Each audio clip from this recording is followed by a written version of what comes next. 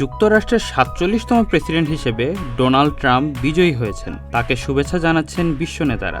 বাংলাদেশের পক্ষ থেকেও শুভেচ্ছা বার্তা প্রেরণ করেছেন প্রধান উপদেষ্টা ডক্টর মোহাম্মদ ইউনূস।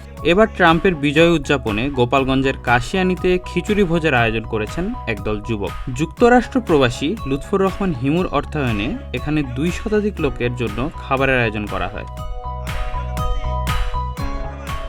জানা গেছে, যুক্তরাষ্ট্রের নবনির্বাচিত প্রেসিডেন্ট ডোনাল্ড ট্রাম্পের পুত্র এরিক ফ্রেডরিক ট্রাম্পের বন্ধু, বাংলাদেশের বংশোদ্ভূত বাগেরহাট জেলার মোড়লগঞ্জের বাসিন্দা যুক্তরাষ্ট্র প্রবাসী মোহাম্মদ লুৎফর রহমান হিমু।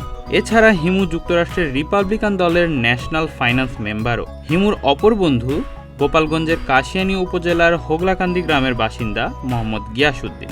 স্থানীয় যুব সমাজের আয়োজনে গিয়াসউদ্দিনের বাড়িতেই খিচুড়ির আয়োজন করা হয়।